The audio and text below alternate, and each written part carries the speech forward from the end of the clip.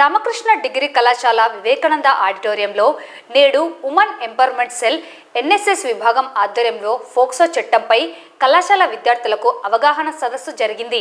ఈ సదస్సుకు కళాశాల చైర్మన్ డాక్టర్ రామకృష్ణారెడ్డి అధ్యక్షత వహించగా ముఖ్య అతిథిగా principal senior civil judge Radharani పాల్గొన్నారు. ఈ సందర్భంగా ముఖ్య అతిథి రాధారాణి మాట్లాడుతూ విద్యార్థులు ఫోక్సో చట్టంపై అవగాహన కలిగి ఉండాలని అన్నారు. చిన్నపిల్లలు ముఖ్యంగా 18 సంవత్సరాలలోపు పిల్లల పట్ల సెక్సువల్ హెరాస్మెంట్ కానీ, ఫిజికల్గా కానీ ఇబ్బంది పెట్టడం, హింసించడం, అత్యాచారాలు చేయడం, మానసికంగా శిక్షించడం, ఈవ్ టీజింగ్ చేయకూడదన్నారు.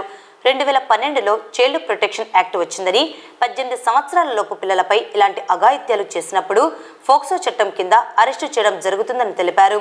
ఈ చట్టము చాలా శక్తివంతమైనదని, నాన్ బెయిలబుల్ మరియు అరెస్టు వారెంట్ ఉంటుందని అన్నారు.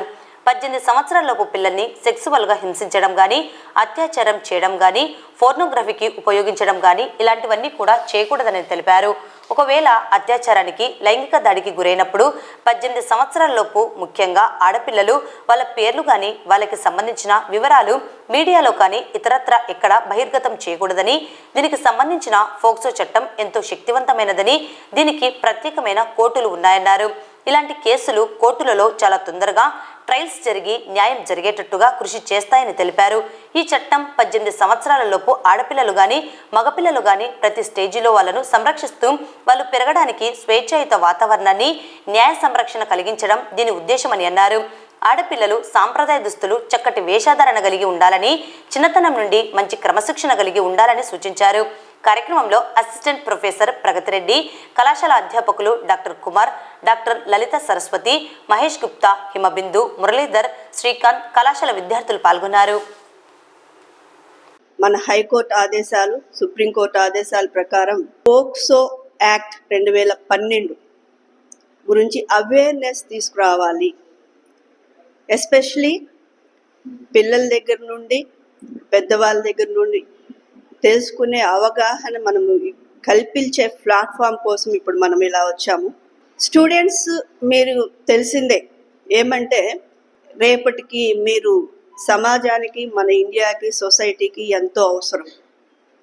మీరే రేపు భావితరాల్లో, మేమైతే 40sలో ఉన్నాం, మీరు టీనేజ్లలో ఉన్నారు కాబట్టి మీ దృక్పథం, కమిట్మెంట్, మీరు చేసే ప్రతి యాక్ట్ సొసైటీకి, మన నేషన్కి పేరు తీసుకురావాలంటే మీకు అవేర్నెస్ అనేది ఖచ్చితంగా కావాలనే ఉద్దేశంతోనే ఈ ప్రోగ్రామ్స్ పెట్టడం జరుగుతుంది. ఎస్పెషలీ ఉమెన్కి, చైల్డ్కి, వాళ్ళకి మనకి కాన్స్టిట్యూషన్లో ఉన్నటువంటి ఆర్టికల్ 15 కావచ్చు, పిల్లలకి సంబంధించిన ప్రొటెక్షన్ రైట్స్ని తీసుకొని ప్రొటెక్ట్ చేసుకోవడం కోసము ఇది తీసుకురావాలి అనేది మన జిల్లా జడ్జి గారు, మన 3rd అడిషనల్ డిస్ట్రిక్ట్ జడ్జి గారు మాకు ఆదేశించడం వల్ల ఇక్కడ మీకు వచ్చాం. ఇది యాక్చువల్గా మెయిన్ ఎందుకు వచ్చింది, పోక్సో యాక్ట్ ఏమేమి మెయిన్ కాన్సెప్ట్స్ ఏంటి అంతా చెప్పలేకపోయినా, ఎందుకంటే మీకు కావలసిన అవగాహన వరకు నేను చెప్తాను. నాకు ఈ విషయం తెలీదు, ఈ చట్టం మీద నాకు అవగాహన లేదు అని ఎవరు చెప్పినా కానీ చట్టం దాన్ని అంగీకరించదు.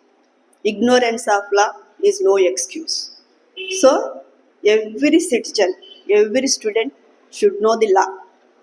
చట్టం అంటే ఏమి అనేదని తెలుసుకోవాలి. కాబట్టి మీకు ఈరోజు ఈ దీంట్లో చెప్తాను.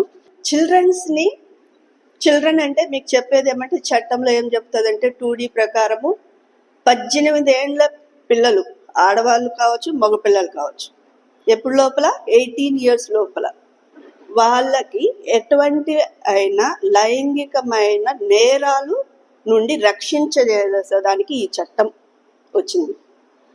ఇది యాక్ట్ 32 ప్రకారము మనకు 2012లో దీన్ని మనకి తీసుకొని వచ్చారు. 19/6/2012లో దీనికి తీసుకురావడానికి కారణం ఏంటి అంటే, మన India general assembly, United states ఉన్నాయి కదా, అన్ని స్టేట్స్ కలిపి యునైటెడ్ నేషన్స్ అంతా కలిపి వచ్చేసి జనరల్ అసెంబ్లీ అనేది పెట్టుకొని దాంట్లో ఈ చిల్డ్రన్కి మనం రైట్స్ని ఎంతవరకు క్రియేట్ చేయగలము, వాళ్ళు ఎంతవరకు రికగ్నైజ్ చేయగలుగుతాం, ఎంతవరకు రక్షణ ఇవ్వగలుగుతాం అనే దాని చర్చల్లో ఆమోదాలు తీసుకొని దాని ప్రకారము 11th December 1992లో తీసుకున్నటువంటి యాక్సెప్టెన్స్ ప్రకారం తీసుకొని వచ్చినటువంటి ఆలోచనలలో పెద్దవాళ్ళు క్రియేట్ చేసిన చట్టం ఇది. ఎందుకు వీళ్ళకి మాత్రమే, పిల్లలకి 18 years boys and girls irrespective of gender ఇద్దరు కలిసి, అంటే చైల్డ్ అంటే ఏమంటే ఫిజికల్గా అడల్ట్గా ఉండేంత ఫిజికల్ స్ట్రెంగ్త్ మెచ్యూరిటీ వాళ్ళకు ఉండదు కాబట్టి వాళ్ళు వనరబుల్ దీని కిందకు వస్తారు కాబట్టి, అంటే ఎవరన్నా ఏదైనా హాని చేసినా కానీ ప్రొటెస్ట్ చేసే అంత శక్తి ఆలోచన ఉండదు కాబట్టి వాళ్ళకి మనము ప్రొటెక్షన్ ఇవ్వాలి. మెయిన్ ఆ ప్రొటెక్షన్లో మెయిన్ ఏముంటుంది దీంట్లో 4 aspects మెయిన్ ఆబ్జెక్ట్ ఏమంటే చైల్డ్కి సెక్షువల్ అసాల్ట్ అనేది జరగకూడదు, జరిగిందంటే అది నేరము, పనిష్మెంట్ ఉంది. అదేవిధంగా చైల్డ్కి సెక్షువల్ హెరాస్మెంట్ అనేది ఉండకూడదు. చైల్డ్ అంటే నేను ఎందుకు చెప్తున్నాను, 18 years పిల్లల పైన, plus rape including penetration rape. దాని తర్వాత ఇంకోటి ఏమంటే ముందు ఈ చట్టం వచ్చినప్పుడు అయితేనా చైల్డ్ పోనోగ్రఫీ అనేది ఉండేది. దాంట్లో పిల్లల్ని పోనోగ్రఫీ చేసే విధంగా చేసేదానికి ఏ విధంగా ఆబ్జెక్ట్గా ఉపయోగించకూడదు, అది చేయకూడదు అని. ఇప్పుడు దాన్ని సుప్రీంకోర్టు కూడా అలాగా చైల్డ్ పోనోగ్రఫీ అనేది లేకోకుండా child sexual exploitation abuse material అనే టర్మ్ రావాలి. ఆ విధంగా వాళ్ళకి మీడియా కానీ వీళ్ళు కానీ తీసుకొచ్చే ఏ విధంగా విక్టిమ్ పేర్స్ తెలిసిందే మీకు, ఎక్కడన్నా కానీ మీడియా ఎక్స్ప్రెస్ చేసేటప్పుడు కానీ చెప్పేటప్పుడు కానీ ఒక కేసు జరిగినప్పుడు కూడా అమ్మాయి విక్టిమ్ గురించి బయటికి రివీల్ చేయకూడదు. ఎదర్ ఫిజికల్గా కానీ పేరు కానీ దాంట్లో చేయడానికి ఉండదు. అలాగా వాళ్ళని ఈ ఎక్స్ప్లాయిటేషన్ నుండి మనము ఎలాగ ప్రొటెక్ట్ చేసుకోవాలా. ఫస్ట్ మనము సిటిజన్స్, చట్టం ఏం చెప్తుందంటే ప్రతి సిటిజన్కి క్రైమ్ చేసే విషయం తెలిసినా అక్కడ అప్రహెన్షన్ అంటే అవ్వచ్చు అనే ఒక సిచ్యువేషన్స్ క్రియేట్ అయినా it is your duty, bound and duty to inform to the nearest police.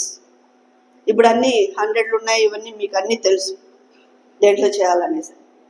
At the same time దీంట్లో కూడా ఎక్కడైతే ఎక్స్ప్లాయిటేషన్ జరుగుతుందో, ఎక్కడైతే చైల్డ్ అసాల్ట్ సెక్షువల్ అసాల్ట్ జరుగుతుందో, చైల్డ్ సెక్షువల్ హెరాస్మెంట్ జరుగుతుందో, ఇలా జరుగుతున్న విషయాలు మనము ఆ యూనిట్కి చెప్పే బాధ్యత, ప్రథమైన బాధ్యత మనము అక్కడ ప్రివెంట్ చేసేదానికి మీ చేతుల్లో ఉంది. కాబట్టి మీరు దాన్ని ఖచ్చితంగా మీరు డైరెక్ట్గా చెప్తే.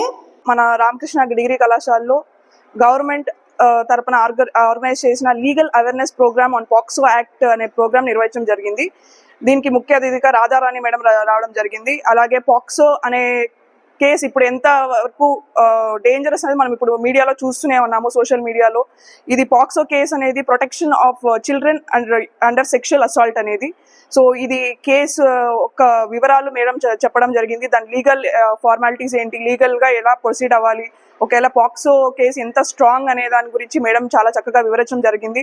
పిల్లలకి ఎలా, అమ్మాయిలు ఎలా ఎంత సేఫ్గా ఉండాలి. ఇది పాక్సో కేసు అనేది ఓన్లీ అమ్మాయిలకే కాదు, అండర్ 18 ఉన్న అమ్మాయిలు, ఇట్ ఇస్ జెండర్ న్యూట్రల్, అంటే అమ్మాయిలైనా అబ్బాయిలైనా ఇలాంటి కేసుని మనము వేయచ్చు. పాక్సో కేసు వాళ్ళకి ఎటువంటి ఇబ్బంది జరిగినా మనము ఇప్పుడైతే చూస్తూనే ఉన్నాము. మనకి ఎలా ఉంటుందని పిల్లలు, మైనర్ బాలికలు కానీ పిల్లలు అబ్బాయిలు కానీ బస్సులో వెళ్ళేటప్పుడు, బస్ స్టాప్లో కానీ, కాలేజెస్లో కానీ, స్కూల్స్లో కానీ ఎక్కడ జరిగినా అసాల్ట్, సెక్షువల్ అసాల్ట్, పోర్నోగ్రఫీ ఇవి ఎక్కువైనాయి. ఫోటో మార్ఫింగ్లు చేయడం ఇవన్నీ ఎక్కువైనాయి.